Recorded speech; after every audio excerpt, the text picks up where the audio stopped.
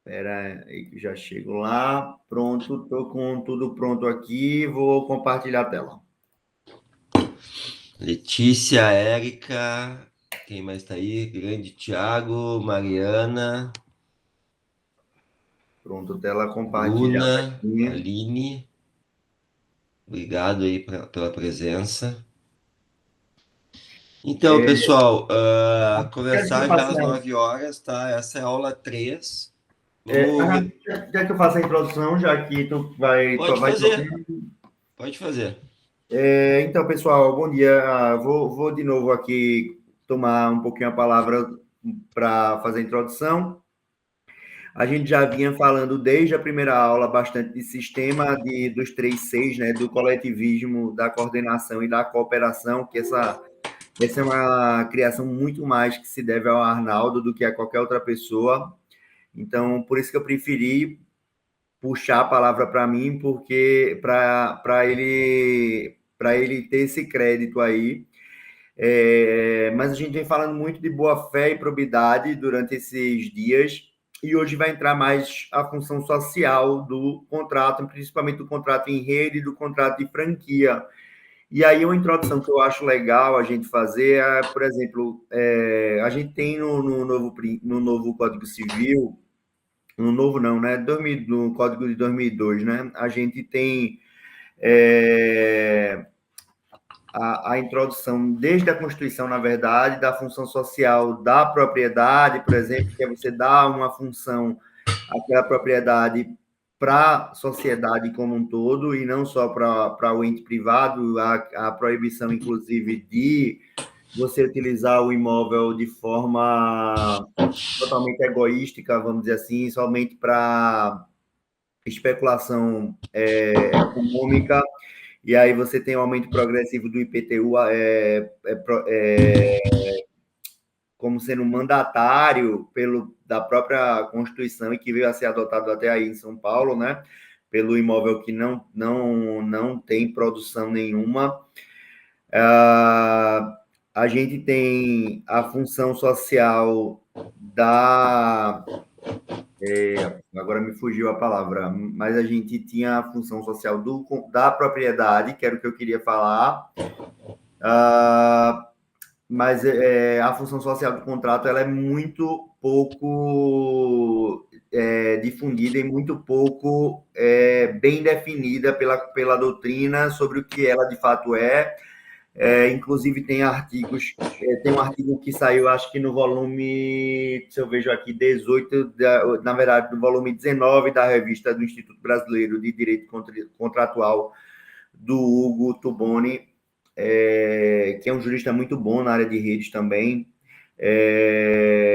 justamente analisando os precedentes judiciais a partir da questão da função social do contrato, e em quase metade dos precedentes analisados, ele percebeu que a função social é usada apenas como um argumento retórico. Então, assim, não tem uma conceituação que traz alguma coisa de valor realmente para a argumentação. E aí é por isso que eu digo que vai ser tão importante o Arnaldo trazer hoje essa diferença para mostrar, pelo menos do ponto de vista do Arnaldo, algum ou alguns dos conceitos possíveis para a função social do contrato, lembrando que a gente não está falando de comunismo, né? A gente está falando de uma sociedade capitalista, e que essa função social ela tem que ter uma função capitalista. Com isso, eu vou passar a palavra para o Arnaldo, para ele continuar. Eu estou passando aqui os slides para ele, e ele já vai começar aqui com os 3 Cs de coordenação, cooperativismo e coordenação, coletivismo e cooperação, e cada um com seus destrinchamentos. Isso aí, obrigado, Raif. Então, só lembrando, pessoal, que a gente está num curso de franquia, certo? A gente tem como eu falo assim, Eu acho que a principal questão para um advogado compreender, o advogado contratualista entrar em campo e trabalhar com contratos, né? Acho que a primeira questão que ele deve fazer é distinguir na sua cabeça dois tipos de contratos. Primeiro são os contratos lineares, eu vou usar essa terminologia. Tem quem fale em contratos spot, mas são aqueles contratos que eles são originados lá de Roma, da Grécia Antiga, 5000 antes de Cristo, em que eles nascem como evolução da permuta. Um romano antigo tinha cabras e trocava as cabras por milho. Tá? Então, isso era permuta, era assim que os antigos se negociavam os bens que eles precisavam para viver. A permuta ela evoluiu para uma prestação de serviço. Quando algum antigo não tinha nada para trocar, ele se entregava em serviço temporariamente, como uma espécie de regime de semi-escravidão temporária. Não é escravidão, né? Mas os livros de direito romano caracterizam a severidade dessa prestação de serviço, porque Isso é até imagina, bíblico, né? Até é, bíblico. é bíblico. Então imagina se hoje a gente vê na Serra Gaúcha que é, regimes de trabalho análogo a escravo nas colheitas de uva na vindima. Imagina 5.000 anos atrás o que devia ser o negócio, né? Era punk mesmo, tá? Então, essa era a relação de clientela, de prestação de serviço, né? Existia assim, né? Quando um antigo não tinha nada para Eu fui com o Arnaldo. compra e venda. E essa lógica de compra e venda e de prestação de serviço, ela dominou os negócios no mundo até mais ou menos 1750, quando aconteceu a primeira revolução industrial, e aí nasceu uma coisa chamada excedente da produção. O excedente precisava ser vendido. E obviamente que para vender um excedente precisa se expandir o território. Então a loja não vai, a indústria não vai ficar naquele seu território vendendo todo o seu excedente para a sua população. Ela precisa ir para outros estados, para outras cidades, para outros países, até mesmo para outros continentes.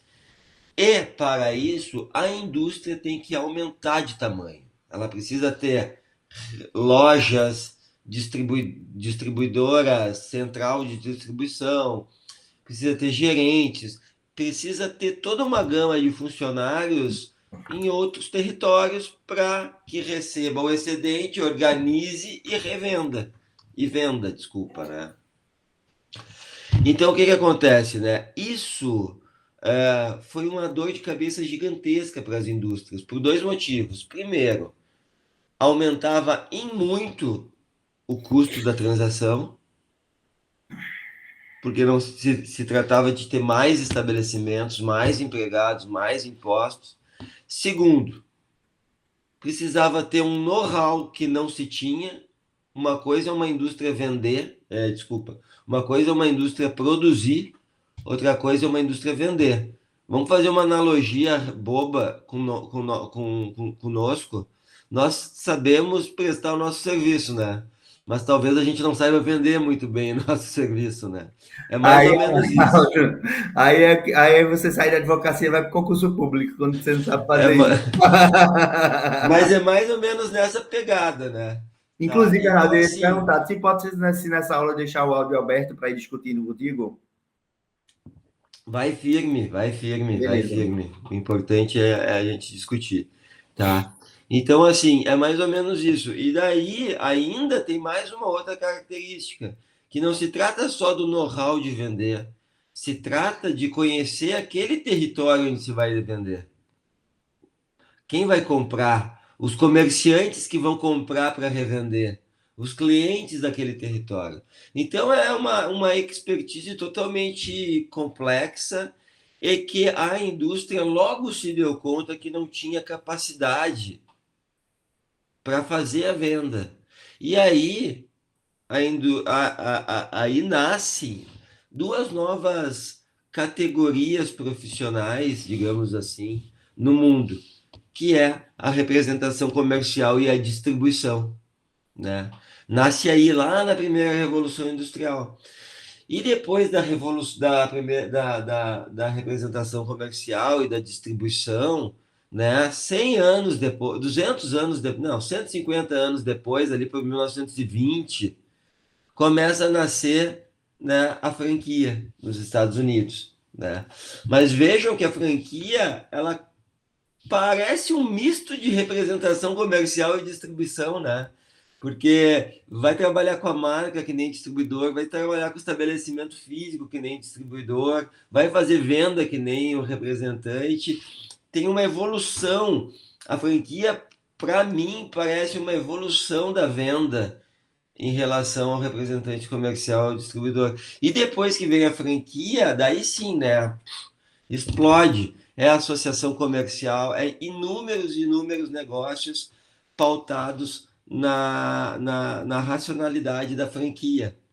Qual que é a racionalidade da franquia? Se acoplar a uma outra empresa e fazer, revender seus produtos, prestar seus serviços. Pode falar. Arnaldo, eu estou sem a mãozinha aqui porque o meu computador está também com algum Nem problema. precisa de mão, intervém Então, direto. aproveitando dessa questão da franquia, é interessantíssimo notar que o que ele vem acoplado de diferente é a questão do know-how, né? Embora para você vender nem sempre precise de um know-how específico, você pode ter um know-how genérico da administração, por exemplo. A diferença é que você também tem, além do know-how, você tem a marca e tem o estabelecimento físico.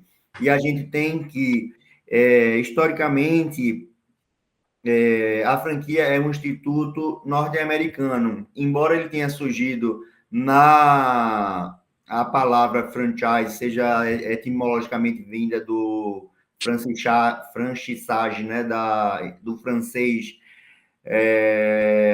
que era o direito de passagem pelos territórios feudais, etc. Inclusive, na fundação de Londres, é muito interessante que existe na carta de alforria, vamos dizer assim, do camponês, quando ele vai se tornar um cidadão londrino, ele diz que não vai ter mais obrigação de pagar o franchisagem, certo?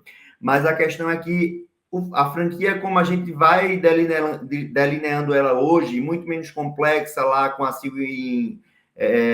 com a Singer Sewing Machines, ela, ela serviu de arrimo para os ex-combatentes de guerra, os veteranos de guerra dos Estados Unidos, porque os Estados Unidos, na Segunda Guerra, mandaram muitos soldados para a guerra, muita gente nova se alistou, muita gente deixou de ir para a universidade, muita gente deixou de entrar no comércio, muita gente deixou de entrar na prestação de serviço, para quê? Para combater, no continente europeu, quanto nas ilhas asiáticas, até chegar no Japão. E aí, como recompensa, eles são considerados heróis de guerra, a gente sabe disso, assim como hoje a gente tem como heróis de guerra nos Estados Unidos, de forma engraçada assim dizer, mas é verdade, os enfermeiros, eles são heróis de guerra e têm descontos em várias coisas, talvez até em franquias, isso eu não procurei saber ainda, mas eles são heróis de guerra por conta da Covid, certo? Os enfermeiros, não os médicos, os enfermeiros. E aí é interessante trazer essa questão de que o desenvolvimento forte da franquia se deu porque os veteranos de guerra voltaram da guerra, chegaram nos Estados Unidos e não tinham o que fazer. Então, o que é que o governo americano fez? Vamos conceder incentivos pecuniários para que esses ex-combatentes possam entrar no mercado sem precisar fazer uma faculdade ou sem precisar de uma outra prática. Eles já pegam o know-how pronto do franqueador. Isso Só aí. que fazer essa questão. E tu vê assim, olha que na literatura a gente encontra, né, a descrição do seguinte, né? Os reis da Espanha e de Portugal, em 1500, eles franqueavam, bem essa expressão, seus navios por um percentual da pilhagem que os piratas faziam nas E Américas. a Inglaterra era profissional nisso, os Então, assim, né, corsários. a ideia da franquia não é uma ideia nova, Não. tá? Agora, o que faz ela nova é justamente a tecnologia que tu vais falar, né? Do protocolo TCP/IP de 1970 e a progressão do computador pessoal e da internet, como a gente tem hoje, né? Exatamente. E isso a gente estudou com Castells, que ele diz assim, olha, a sociedade em rede não é uma sociedade que nasceu da tecnologia, ela se tornou exponencial na tecnologia. Mas a lógica da rede na sociedade existe há muito tempo, talvez até mais de 500 anos, a lógica da rede, Sim. né?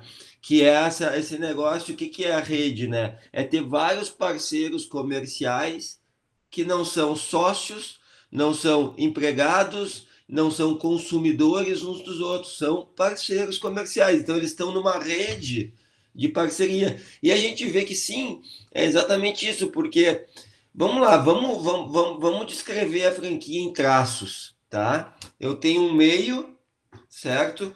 E eu tenho uma periferia de franqueados, né? E um relacionamento cooperativo e coordenado dessa coletividade. Exato. Se eu descrever a Uber ou a Amazon assim, é a mesma descrição. O pool hoteleiro também vai ser desse jeito, O Arnaldo. hoteleiro é do mesmo jeito. E aí Então o pool de não há relação. agregadores também era assim. Exatamente, não há relação de emprego, não há relação de sociedade, não há relação de consumo, há uma parceria de um monte de empresários ou agentes econômicos ocupando a periferia de um centro que é o coordenador, que é o que a Cris vai trazer na aula de amanhã, que é o ponto-chave da franquia, né, Cris? A coordenação A enfim, orquestra, é a orquestra, exatamente isso, né? maestro e orquestra. Então, inclusive a coordenação ela pressupõe o coletivismo e a cooperação, né? Ela carrega dentro de si. Talvez ela seja desses princípios o princípio mais complexo a se entender, né? Até porque é uma coisa nova também na legislação, né? Nunca antes se falou de coordenação ou probidade, né? Nem, coordenação nem se fala ainda, né? Na verdade, nem Nem com se a fala nova, ainda, na verdade, né? nem com a Ninguém, nova reforma que assim tem suas questões, né? Que a gente debate, né, nos nossos. Inclusive, eu vou aproveitar aqui para convidar o pessoal para assistir os vídeos do IAG, em que Arnaldo coordena os cursos e eu participei de dois deles, ainda estou devendo o terceiro. a Cris participou também. Assim, participou, então, aproveitando para convidar o pessoal para assistir lá no YouTube as nossas Vocês poderiam conversas. colocar, enquanto eu falo, o Eu link aqui. pego, eu Vou pego. puxar. Puxa, Tá, então, Cris. Então, valeu, porque eu estou passando os slides aqui, então fica mais fácil. maravilha. Então, assim, pessoal, tudo isso que eu tô dizendo até agora é para vocês entenderem que o que a gente for falar agora, na aula de hoje, e na aula de amanhã, e nas duas aulas antecedentes, se aplica para a franquia, mas também se aplica para a representação comercial, para a distribuição, para a concessão de veículos automotores, que é um contrato de distribuição, para a venda direta, sacoleiras, polishop, que é marketing multinível, pool hoteleiro, como falou o Raif, plataformas digitais, como que é a especialidade da Cris. Então, eu acho que o importante é exatamente o que está escrito ali na tela: redes contratuais. Tá? Esse é o gênero do qual a franquia é uma espécie. Então, o que a gente quer deixar para vocês é que, além do curso de franquia aqui, esse conteúdo ele se aplica para todas as outras espécies de rede, né? Como é a franquia, tá? Então, nisso o curso fica um pouco mais abrangente do que prometido, né? Não é só um curso de franquia, na Porque é até verdade, melhor. né? É até melhor. É porque a Esses, franquia é mais palpável. Desculpa te interromper, Arnaldo, mas é porque a franquia é mais palpável, porque ela tem uma legislação própria, assim como distribuição e representação. Os outros, como a plataforma digital, que é o que a Cris sabe muito, o Pool Hoteleiro, que é um SCP, esses outros, o marketing multinível, eles não têm uma legislação própria, então é menos palpável. Então, eu acho que é por isso que a franquia chama mais atenção. E eu tô com vontade de experimentar a porra do mate, porque tu tá tomando, desculpa a palavra a essa hora, porque tu tá tomando. Quando tu vier para cá, traz um negócio desse para cara, experimentar. vou levar um completo para ti. Fica Tá. tranquilo. Mas assim, ó, eu acho que isso que o Raif está falando é porque antes da franquia, as espécies de rede se destinavam a ligar comerciantes. E a partir da franquia, e assim como as franquias, a plataforma digital, elas ligam o comerciante com o consumidor. Então, acho que tem essa diferença. Então, nós, consumidores, nós entendemos melhor os negócios que chegam até nós. A representação não chega até mim, chega até um outro comerciante e depois o comerciante vende para mim. Então, talvez seja isso. Mas, sim, a franquia é o carro-chefe das redes, né? E eu acho que em todo mundo isso, né?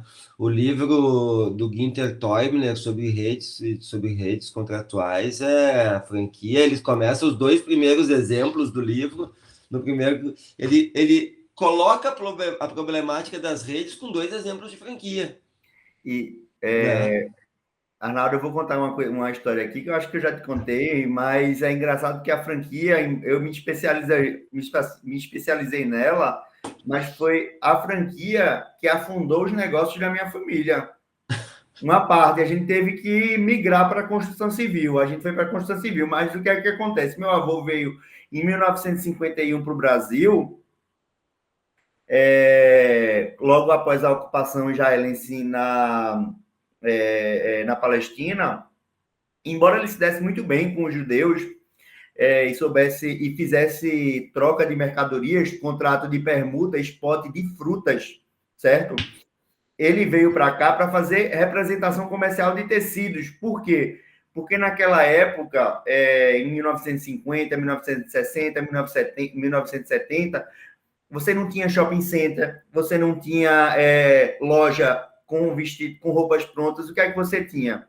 Você tinha uma representação de tecidos que era realmente dominada pelos árabes e pelos judeus aqui no Brasil, assim como hoje o mercado de joias é dominado por muito pelo judeu. A H-Stern, por exemplo, é de judeus, e fora os outros players do mercado, que a H-Stern hoje, embora muita gente não saiba, ele é um judeu, mas ele é um judeu que abriu a loja dele no Brasil, tá? E ela tem em todo lugar do mundo, né? Eu não sabia. Ele começou no Brasil. Inclusive, a parte de tributação, um escritório aqui de Pernambuco, aqui de Recife, é que fazia a parte tributária dele.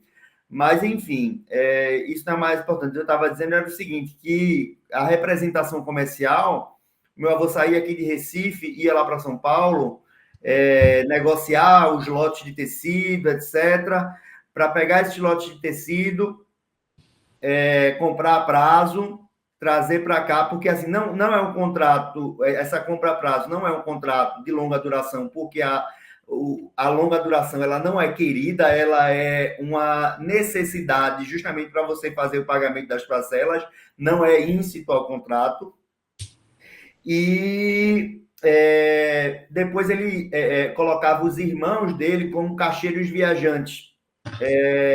E os caixeiros viajantes eram justamente os que vendiam os tecidos para as lojas venderem os tecidos para terceiros. E aí, justamente, quando ele mudou de ideia, ele decidiu fazer o seguinte, ele disse assim, a gente se chamava Dae Tecidos.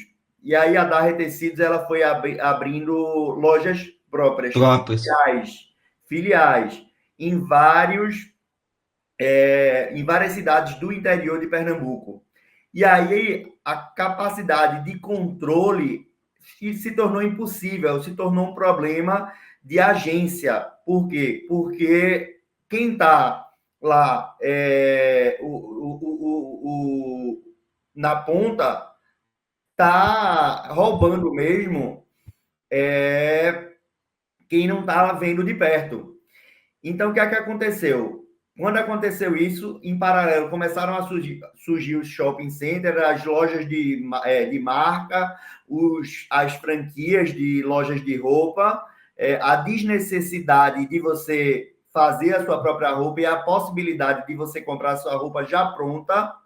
E aí foi que houve o declínio da Daer Tecidos na parte de tecidos, e a gente foi para a Daer Construtoras, e hoje o nosso negócio é hotelaria. E, no meu caso, a advocacia, né? Eu administro hotel e e tenho meu escritório de advocacia. Mas, além de negócios em rede. Mas queria trazer essa contribuição que é interessante, que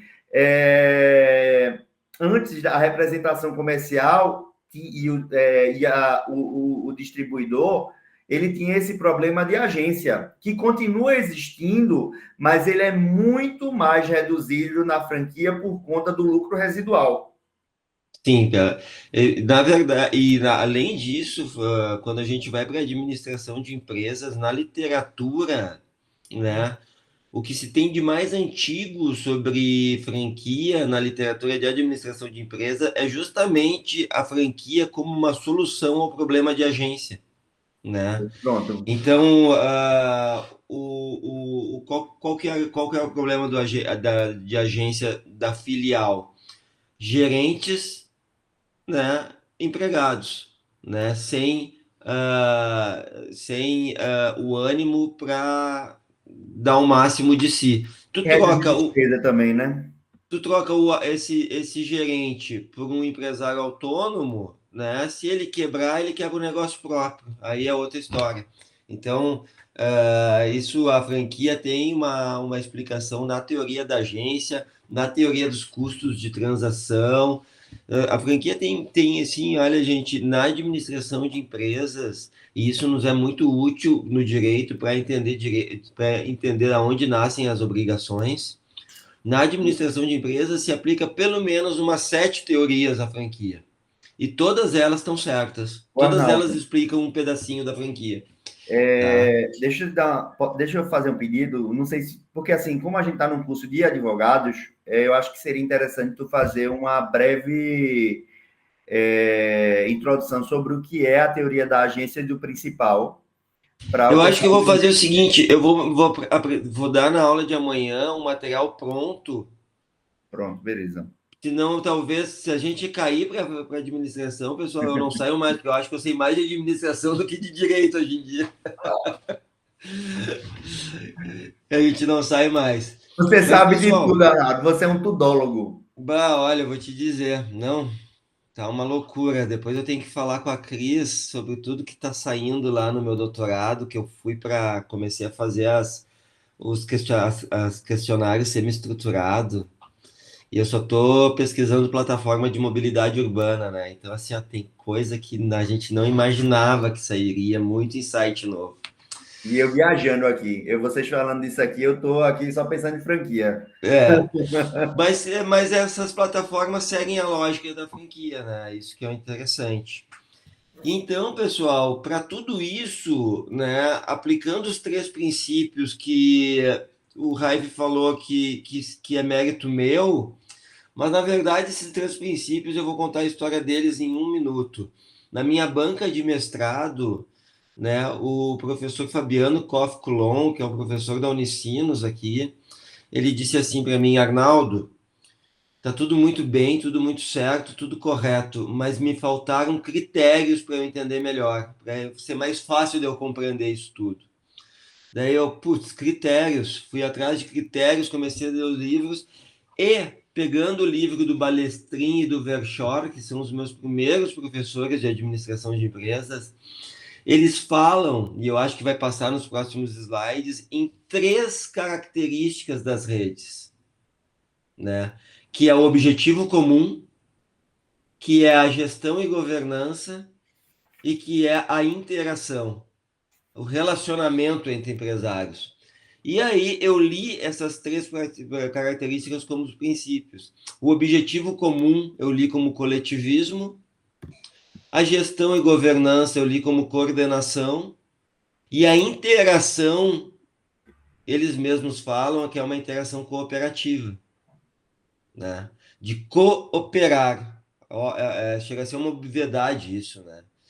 E esses três princípios, então, esses três critérios, a gente consegue, olha, e essa foi a mágica, pessoal. Isso não foi proposital, as coisas aconteceram assim, acontecendo, sabe? Com insights que foram se ligando. A gente conseguiu ver que esses três princípios estão nas cláusulas gerais do Código Civil.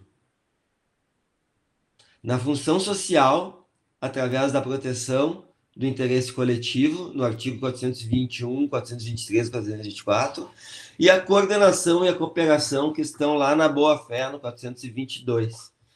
E isso quem diz também não sou eu, não é uma interpretação minha desses princípios. Eu me baseio principalmente na Judite Martins Costa, que é, no meu ponto de vista, a maior privatista do direito brasileiro. Não sei se o Raif e a Cris concordam, mas pelo menos para mim, para o que eu estudo, ela é essencial. Assim, Né? eu tenho uma queda muito grande acadêmica pela Paula, né? Pela Forgione. Eu gosto muito da Paula, mas são níveis diferentes de conhecimento.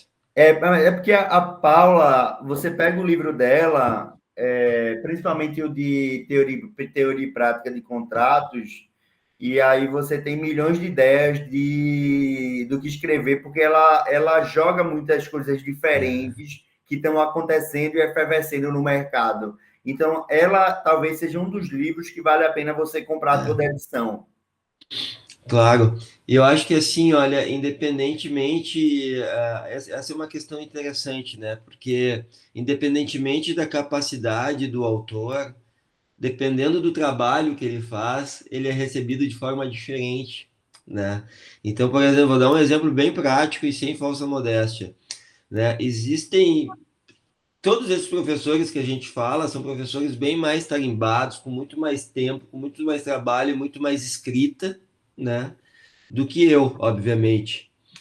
Mas eu peguei um tema e eu transformei num manual. Se vocês lerem o meu livro Curso de Redes, 80% é eu organizando a literatura e levando para a rede. É verdade. Então, assim, 80%. Então, às vezes, a gente tem livros maravilhosos, que nem o da Forgione, mas eu acho que o livro da Forgione, em comparação ao que a Judite Martins Costa faz, é isso, sabe? É um trazer é um recorte que ela dá muito bem dado, sabe? E ela leva para aquilo, né? O recorte que ela dá para o livro de distribuição é bem isso, é um insight de uma autora que diz, cara, eu consigo um conhecimento gigantesco da literatura que diz assim, olha, o conhecimento, eu consigo recortar esse conhecimento e levar para o contrato de distribuição, né? E foi essa minha técnica no curso de redes, né? Agora, tu pega uma Judite, aí já é diferente, porque aí a Judite pega e ela cria o negócio, ela tira, ela não traz, ela, muito mais do que trazer outras literaturas, ela faz a sua própria literatura, e eu internamente brinco comigo mesmo que Judite é a nossa Têmis, né? Eu acho que essa é a melhor coisa para definir essa mulher, porque o que ela escreve é realmente seus insights e seus artigos. E hoje, o que eu considero o melhor artigo de função social do contrato é o artigo da Judite. Se Eu tô alguém até com ele conseguir aqui. pegar aí, fazer um copia e cola, vai no Google ali, Judite Martins Costa, função social, vai sair o artigo dela da FG. Já põe aí, que assim, pessoal, É isso aqui, ó. lendo esse artigo, Deixa eu mostrar. Deixa eu ver se eu tirando daqui. ó, Tô a Cris colocando no colocou, chat. Eu tô já está colocando no no chat. chat. Ah, tá no chat já? Pessoal, Beleza. Cris lendo esse, E os é artigos. avançadíssima já. lendo esse artigo, não precisa ler nenhum outro, porque os outros vão ser confusos, inclusive. Vamos. Tendo esse artigo, decorem esse artigo, quem é contratualista, faz um mapinha mental numa folha A4, com flechas e coisas, e tenta decorar na sua cabeça esse artigo para função social, porque assim, ó, vai precisar para sempre quem é contratualista. É que nem boa-fé, precisa para sempre, é que nem caminhar para frente para quem é contratualista, tá? Então, é isso que a gente faz, a gente identifica os 3 princípios das redes nas cláusulas e princípios gerais do Código Civil, que lá está entre o 421 e o 424, né?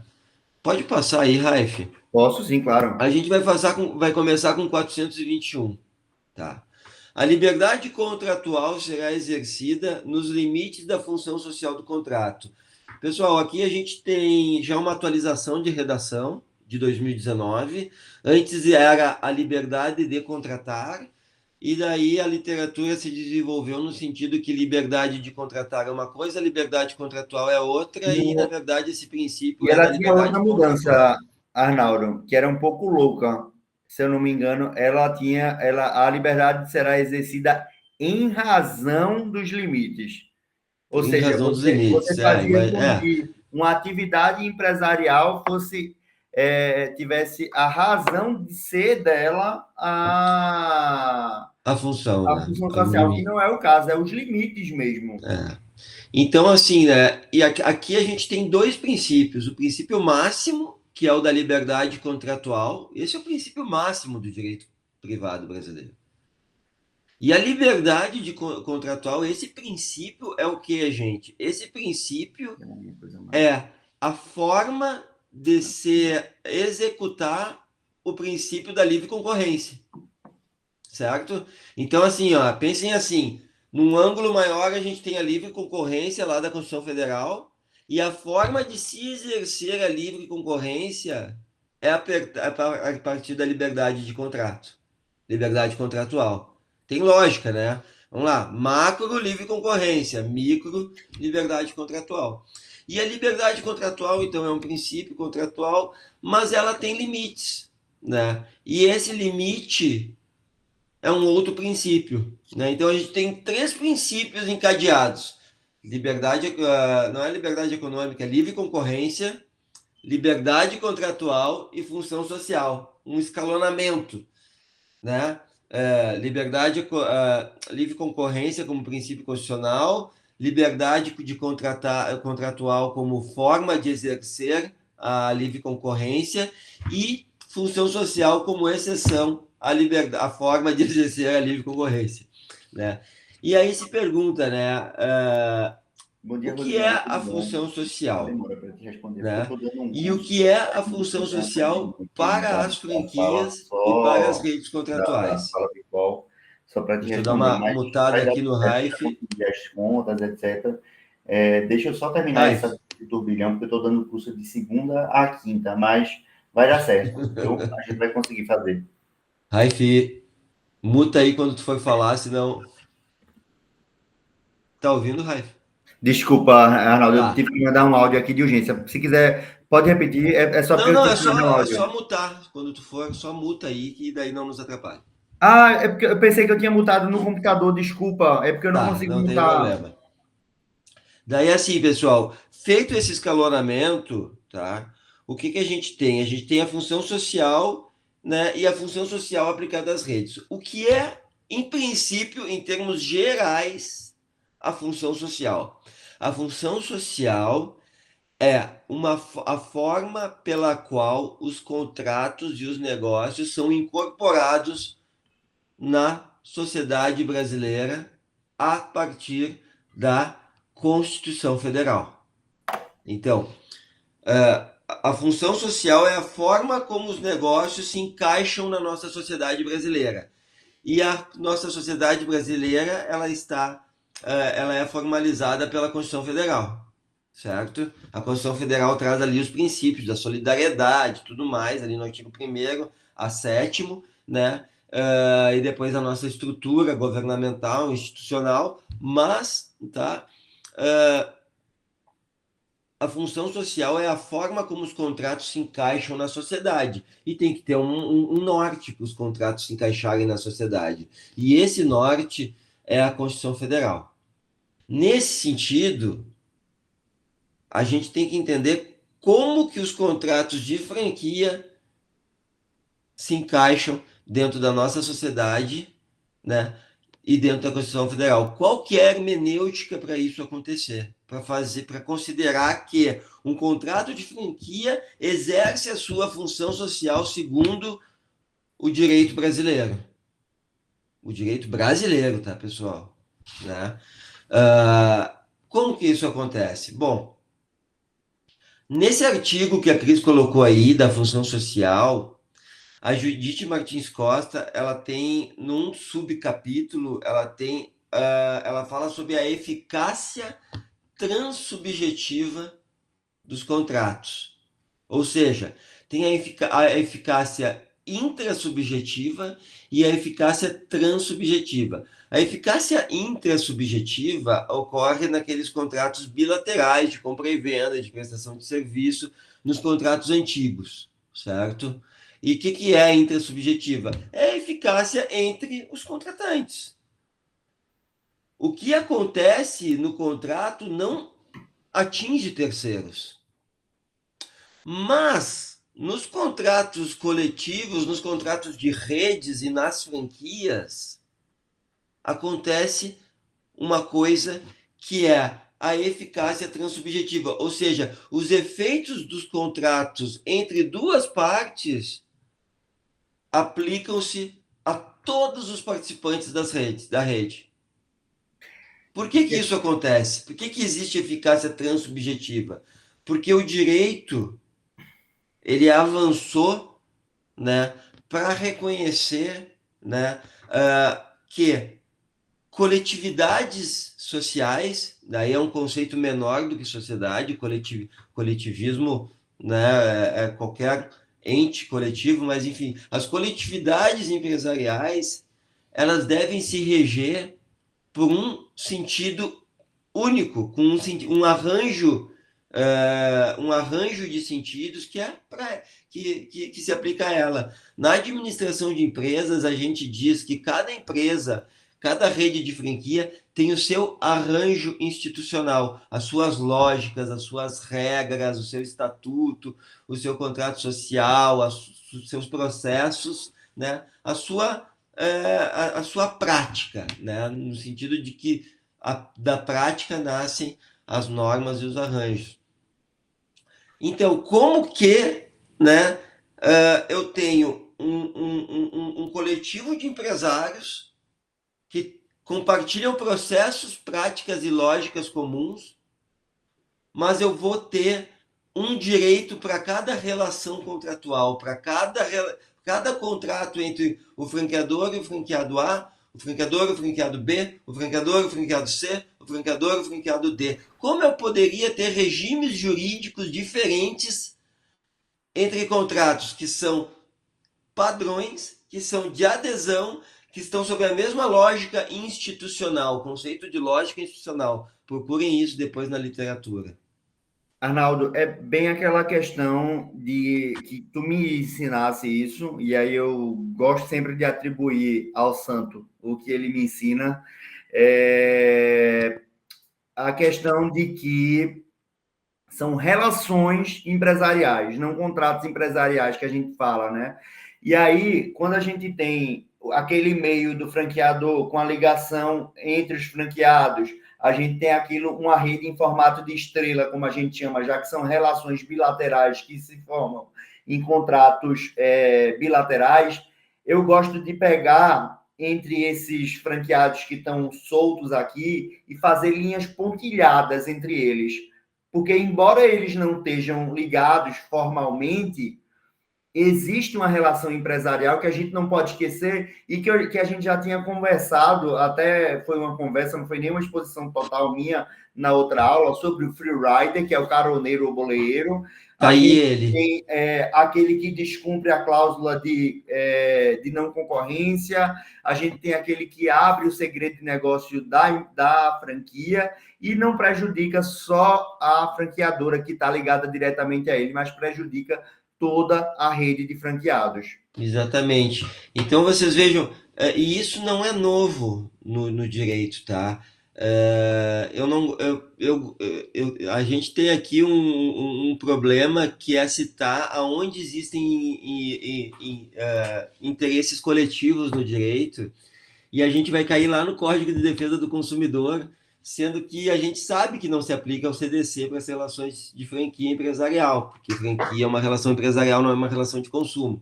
Mas, o que eu quero dizer para vocês? Que o direito atendendo a interesses coletivos, o direito atendendo a interesses coletivos não é uma inovação, é algo antigo já no Brasil. Tem pelo menos 30 anos, certo? Então, e a questão da relação, de o contrato ser relacional, a gente já tem que um terceiro pode sim infringir uma norma sem ser parte do contrato. E o exemplo claro, mais fácil que a gente tem para dar,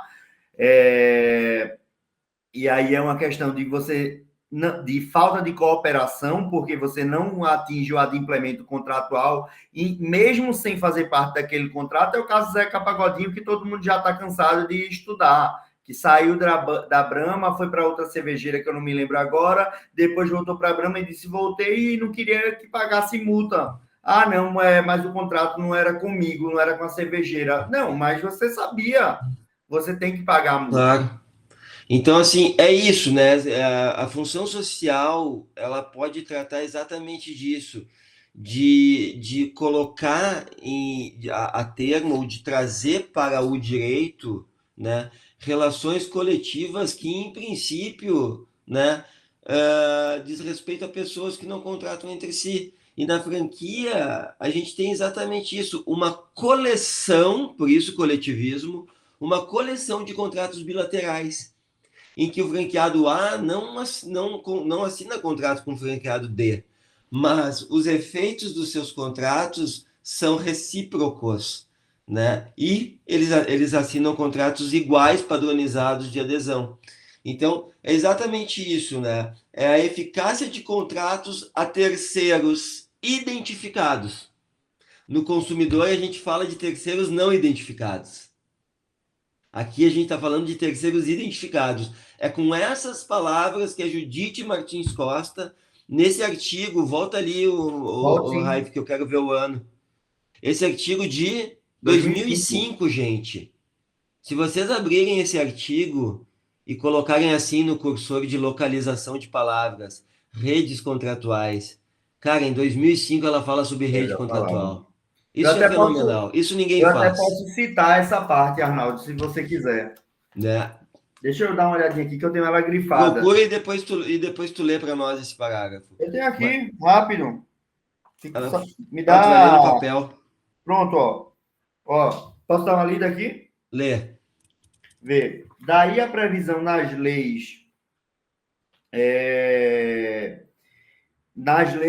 nos regulamentos de mecanismo que buscam realizar o equilíbrio entre tutela de centro de interesses igualmente dignos de tutela, os dos acionistas controlador que toma maior risco no empreendimento, assumindo a responsabilidade própria à gestão, os acionistas não controladores minoritários e também do preferencialista, que injeta recursos na sociedade, e os da empresa mesma, cujo sujeito subjetivo, polo gerador de empregos e riquezas, cuja existência interessa à vida comunitária, em razão da função social que o STJ já decidiu, importantíssimo arresto, que não ser plausível a dissolução da sociedade anônima. Eu pensei que era esse, que era... É esse aqui, ó. Não, a Cris mandou aqui no chat, né? Eu vou abrir o artigo.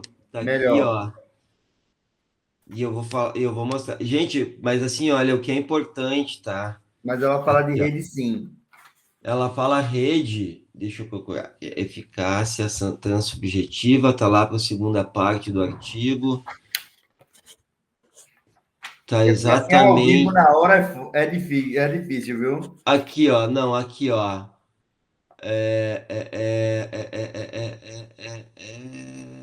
Está exatamente no 4 ponto, eficácia transubjetiva.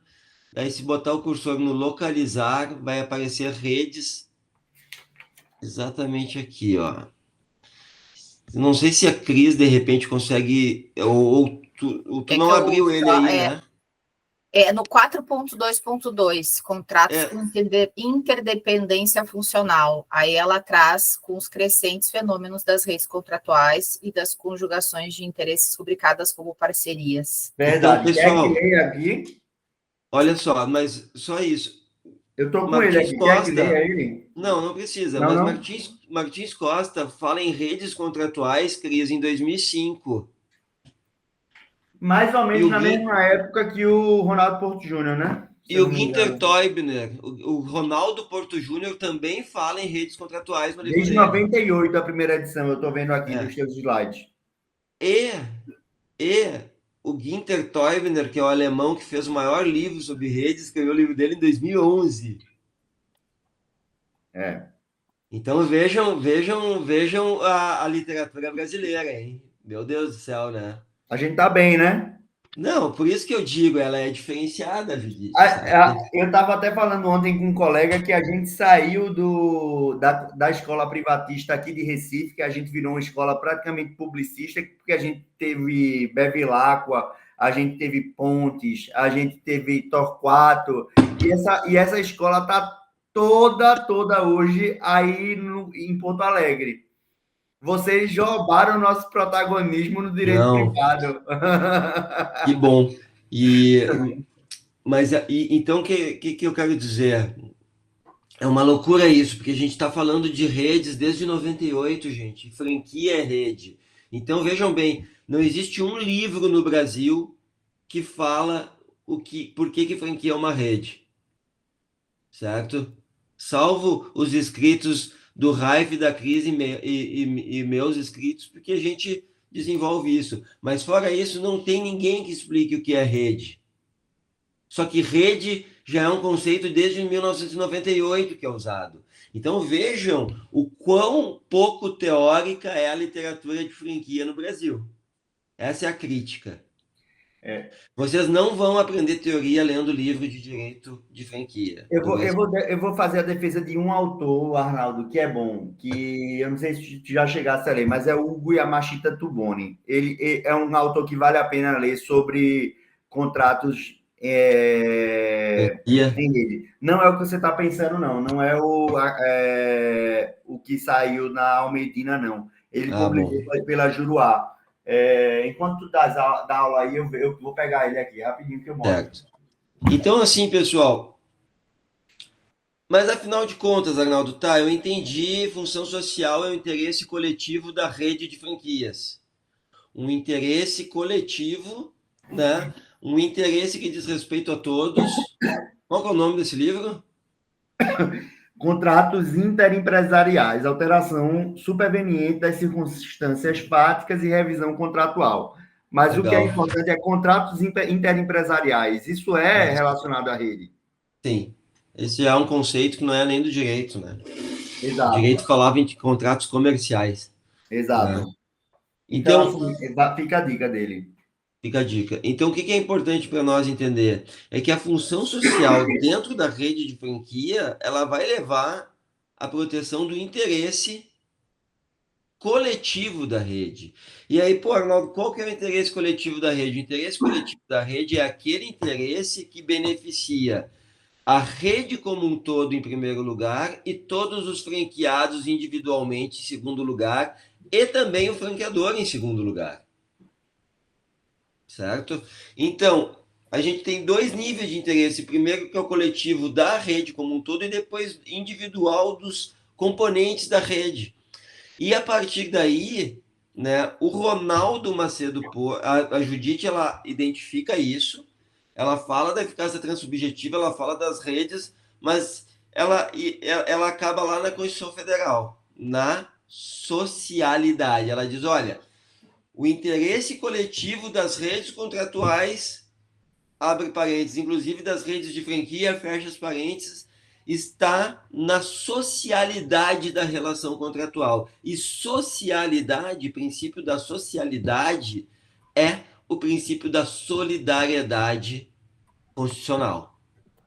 Lembrando que não é socialismo, por favor. Não é socialismo, É socialidade, pelo amor de Deus. capitalismo, tá, gente? É capitalismo. Então, assim, vamos lá, Judite Martins Costa, função social, interesse e eficácia transsubjetiva, função social, protegendo esses interesses, essas eficácias transsubjetivas, interesse coletivo, que é igual à socialidade, que é igual à solidariedade, artigo 3º, inciso 1º da Constituição Federal.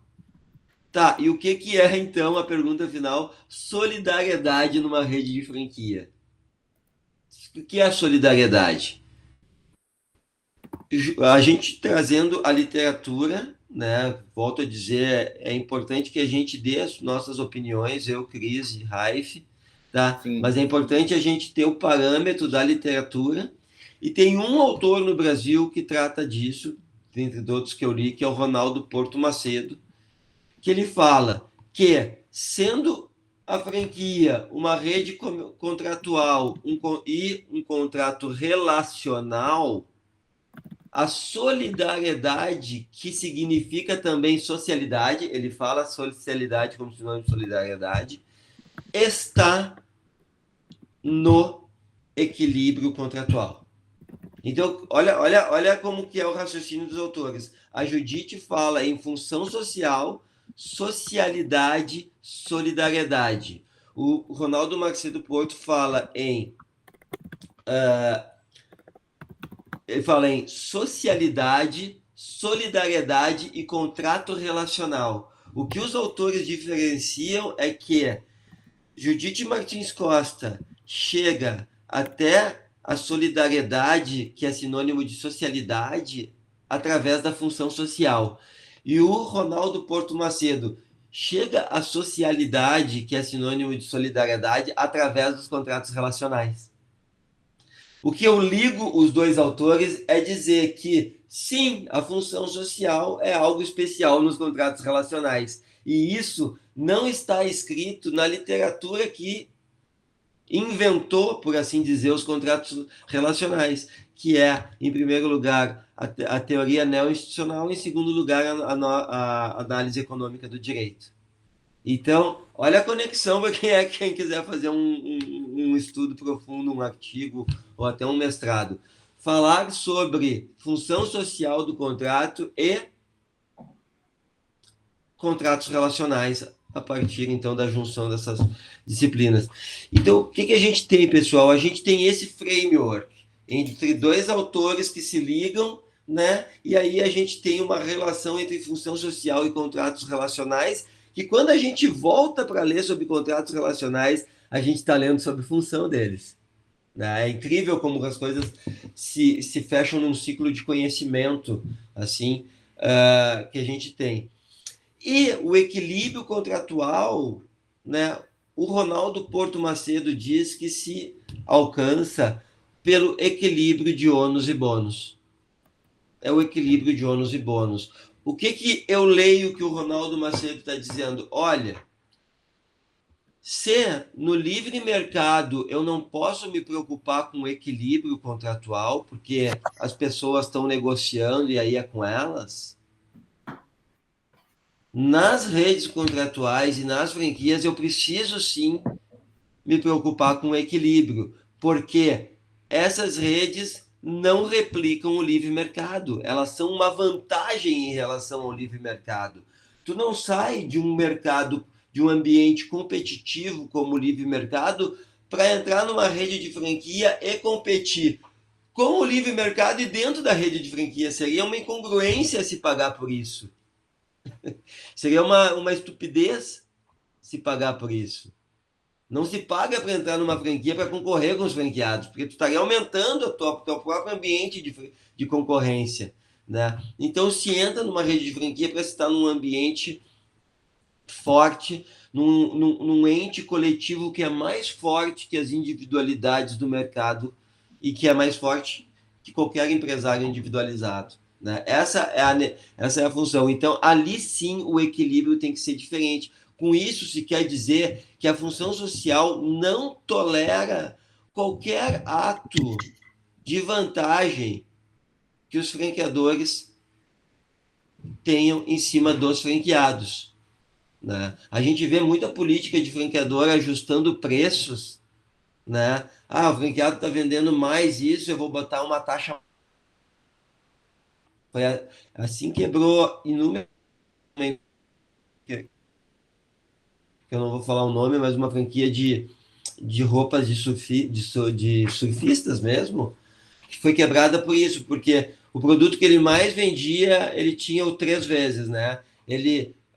O franqueado comprava da indústria e botava o valor três vezes em cima e ali sim saía o royalty, né? Então comprava por 100, revendia na loja por 300 e esses 300 geravam um royalty do franqueador. O que aconteceu? Vendo a capacidade de venda daquele produto, o franqueador mandou o franqueado, além de ele pagar o royalties de cobrar 3 vezes, cobrar do consumidor 4 vezes. Daí, um dos 100%, digamos assim, seria do franqueador. Então, o produto que saía 100 passava a ser vendido por 400, 300 era do franqueado, 100 era do franqueador e sobre o 300 o franqueador ainda cobrava os royalties. Então ele desequilibrava economicamente a rede. E deixa eu fazer uma interrupção rapidinho aqui, Arnaldo, porque ontem, acho que foi o Jorge, eu não sei se ele está na aula hoje. Jorge, se tiver, acho que vi ele, sim. Aí, ele me fez uma pergunta, acho que foi ele que me fez essa pergunta, quando eu estava falando sobre circular de oferta de franquia, para dar um exemplo sobre qual seria... Opa, Jorge, tudo bom? Qual seria um caso em que a franquia precisaria fazer o disclosure de um processo judicial que envolve o próprio sistema de franquia, que é um problema, que o cerne do contrato é a rigidez, a idoneidade do sistema de franquia. Está aí o exemplo prático. Prático, tá? E isso, gente, jurisprudência de São Paulo, me lembro quando eu fiz meu mestrado 10 anos atrás, tinha um caso clássico na jurisprudência de São Paulo, que era uma locadora de automóveis de um aeroporto que começou a crescer, começou a dar certo o seu negócio e começou a criar filiais. Daí ele viu que a filiais era uma trabalheira de ter, né? E começou a vender as filiais e transformou o negócio dele em uma rede de franquias, né? E a rede de franquia deles era do seguinte sentido, na seguinte lógica, na seguinte modelo de negócio. O franqueador era dono de todos os carros, ele comprava todos os carros e locava para os franqueados que sublocavam para os consumidores. E no contrato de franquia dele, tinha uma cláusula que dizia que o preço era estipulado por ele livremente e que ninguém tinha nada a ver com isso. E de um ano para o outro, ele aumentou em 30% o preço dos carros locados aos franqueados e 70% dos franqueados quebraram. Por quê? Porque se vocês forem locar um carro hoje, vocês veem que a diferença entre eles é 10, 15, 20 reais, é muito pequena, né? E determinada alteração na política de preços pode se fazer que se perca muito cliente, certo?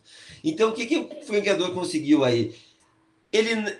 O faturamento do franqueador não variava de acordo com o faturamento do franqueado, porque o franqueador ele locava mensalmente carro para os franqueados, independente do franqueado ter ou não cliente, e o franqueado sublocava. Então, o franqueado podia ficar sem cliente, mas o franqueador não, ele sempre ia ter os seus clientes, que eram os franqueados. Mais um E aí exemplo. foi outro caso que a jurisprudência entendeu que era lícita a prática porque o contrato permitia.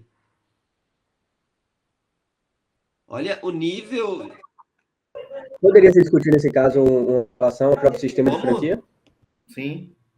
Poderia se discutir nesse caso uma eventual violação ao próprio sistema de franquia? Mas é exatamente isso. Os franqueados entraram com ação judicial dizendo isso, sem saber explicar teoricamente isso, dizendo assim, ó, juiz, tem essa prática é ilícita, e me dá uma sentença a meu favor. O juiz, com menos conhecimento que os advogados, porque a gente sabe que a realidade do judiciário é terrível hoje, e os juízes não conseguem mais estudar, né? Fez um julgamento. De férias. Fez um julgamento terrível e dizendo simplesmente que a prática era válida porque existia cláusula contratual nesse sentido e que cumprir o contrato era sinônimo de boa-fé.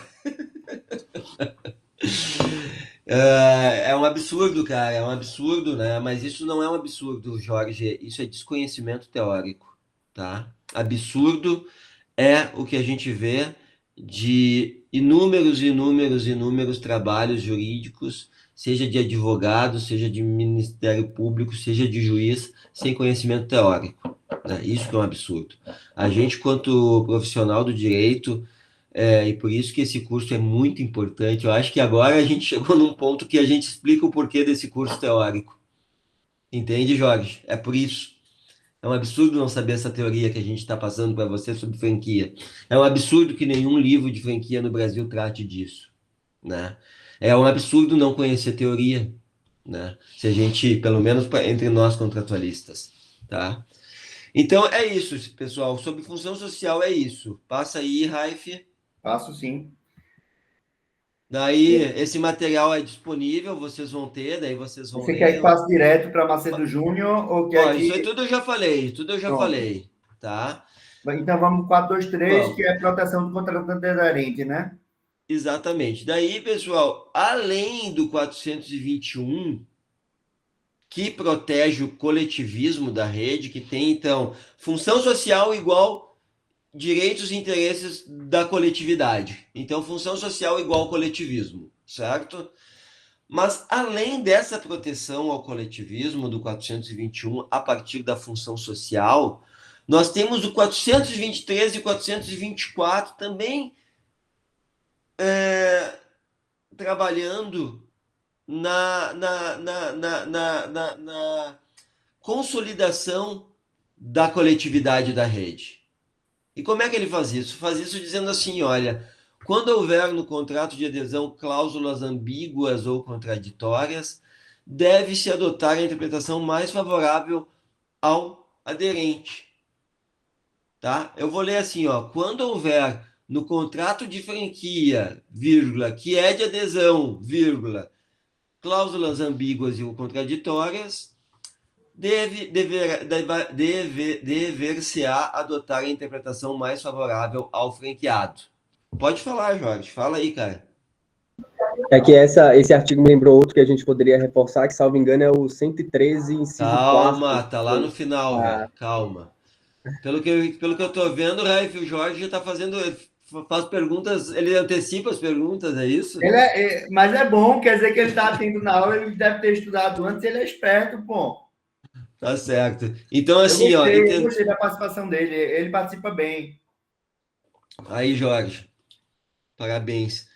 Jorge, depois, no futuro, se tu quiser se unir a nós aí para desenvolver isso aí, tá convidado.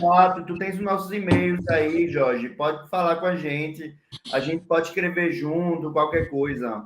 E desenvolver, né? Desenvolver negócios. Jorge, então assim, pessoal, então 423, franquia é contrato de adesão, é cláusula ambígua e contraditória, interpretação mais favorável ao aderente, viu? Quem que é o aderente? A rede de franqueados. Olha que proteção que a rede de franqueados tem. Olha só, isso aqui é regime jurídico, gente. 424, Raif. 424, vamos lá.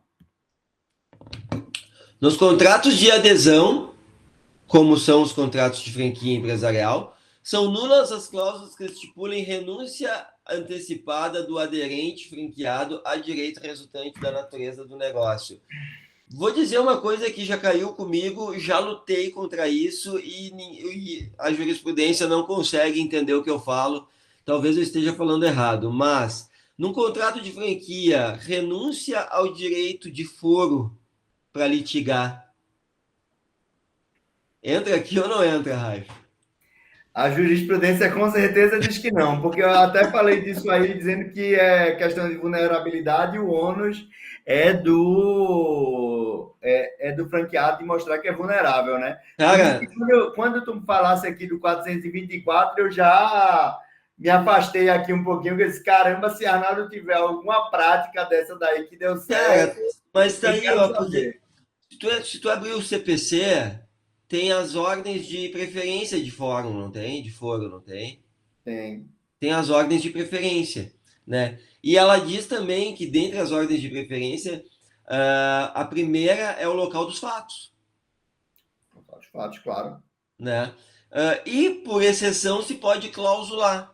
Mas, e se eu disser para você que eu consegui, sem falar em vulnerabilidade do franqueado, há 6 meses manter o foro na comarca de Alagoas Cara, contra Santa Catarina? perfeito. E tu citou o 424? Não citei o Vai 424. começar a citar o Vou 424 começar a aí citar. agora. Não, não vou começar a citar, não, porque tu tá dizendo que não dá certo, então eu vou continuar do meu jeito. Pois é. Eu que Cara, vou te passar o meu tópico. olha como o direito é, né, Né, gente? Cris? Se eu Olha citar, como. não vai dar. Mas, gente, isso é pura prática da advocacia. É. E Tem artigo. como eu litigo muito, acho que até mais do que vocês dois, porque vocês vão mais na consultoria, como eu litigo muito, eu tenho muito dessa pegada. Então, assim, eu tenho essa experiência, consegui manter em Alagoas, mesmo com cláusula dizendo que o foro era o de Santa Catarina. Posso até dizer a franqueadora, porque é uma franqueadora assim que já teve problema de logística, pelo que eu vi, em outros locais. Já teve uma coisa que foi absurda para mim, que é o seguinte: é uma franqueadora que ela vende material de limpeza, ela é um shopping de coisa de limpeza, de material de limpeza, e ela simplesmente disse na contestação, e foi acatado pelo juiz, pelo menos no primeiro grau, ela disse assim: não, o franqueado, quando adquiriu, eu informei a ele que meus produtos não eram de boa qualidade e que ele ia vender esses produtos para quem não quer produtos de boa qualidade. E eu fiquei olhando, como assim? É a Dream Store, é Ecoville. Eu digo, eu posso dizer com toda a propriedade, porque transitou em julgado, é a Ecoville. E o Meu Hidalgo Deus do céu. parece que já litigou contra ela também. Foi essa, Hidalgo? 2 vezes, né? Ganhou? Eu ganhei. Quero saber se você ganhou. Se não ganhou, O nível. para mim vai Desculpa, professor. É que, assim, eles aqui em Campinas, né? Eu estou aqui em Campinas, São Paulo. Eles abriram bastante aqui e apareceram umas 6 franquias depois para rescindir, né? Uhum. E a gente auxiliou eles aqui, mas duas foram para litígio, e o nível da contestação é essa que o colega disse aí. Exatamente. Mas se você tiver em grau de recurso, não tiver ganho, me chame que eu dou parecer. Não, beleza, deixa comigo. Não, mas já transitou, já já dei, transitou, tudo beleza. certo. Mas teve sucesso? Opa, tudo certinho. Maravilha.